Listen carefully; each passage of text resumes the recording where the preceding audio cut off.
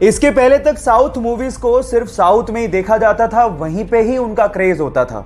लेकिन कुछ superb actors की वजह से आज साउथ मूवीज को ना सिर्फ इंडिया में बल्कि पूरे विश्व भर में देखा जा रहा है और सराहा भी जा रहा है। उनमें से एक सुपरस्टार का नाम है अल्लू अर्जुन। बंदे की एक मूवी रिलीज हुई जिसका नाम है अंगू वैकुंठपुरथु। मुझे मलयालम बिल्कुल नहीं आती, लेकिन उस बंदे की कॉमेडी पे मैं खूब हंसा, उस बंदे के इमोशनल सीन्स पे मैं खूब इमोशनल हुआ और उस बंदे की डांस का तो जवाब ही नहीं है। 3 दिन से मेरी कार में उसी मूवी का गाना बज रहा है जिस मूवी के लिरिक्स मुझे बिल्कुल समझ में नहीं आते।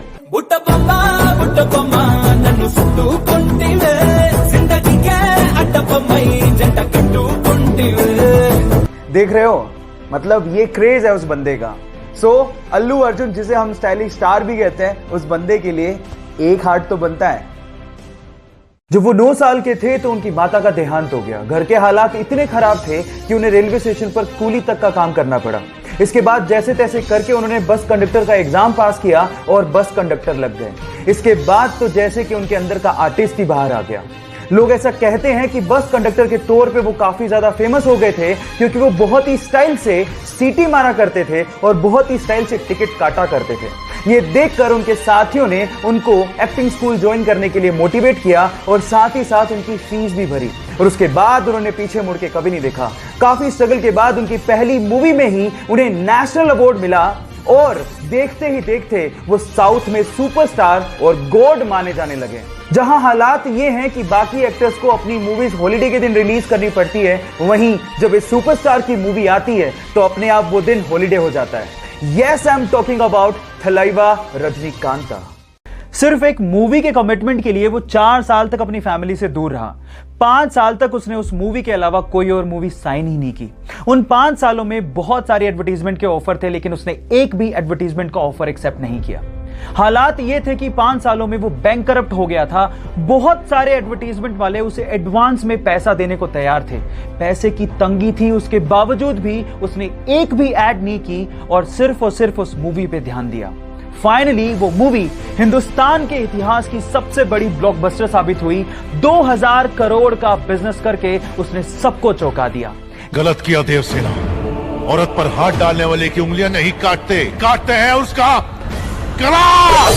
Yes, I'm talking about Baahubali और स्टार एक्टर का नाम है प्रभास। So guys, सीखने लायक ये है, if you are committed towards anything, you will be successful one day।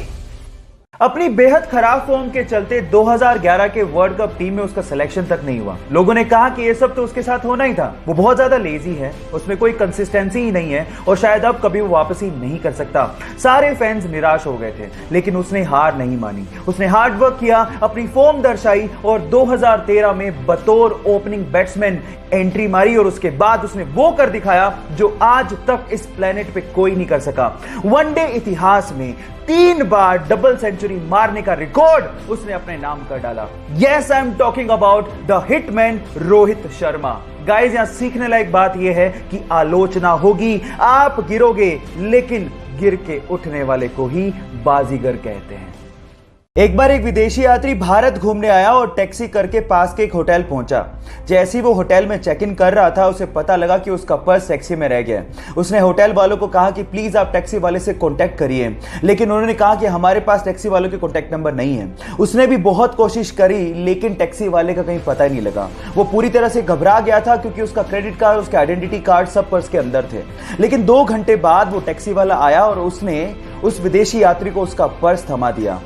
विदेशी यात्री ने खुश होकर उसे $70 देने की कोशिश करी, लेकिन उसके बाद जो टैक्सी वाले ने जवाब दिया वो आप लोगों को सुनना चाहिए। टैक्सी वाले ने कहा कि इस रिवॉर्ड के लिए मैंने आपको आपका पर्स वापस नहीं किया है, मैंने आपको आपका पर्स इसलिए वापस किया है क्योंकि ये आपका है।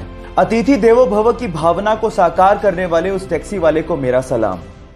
आपके प्यार की हद कितनी है? आंसर देने से पहले कहानी जरूर सुन लेना।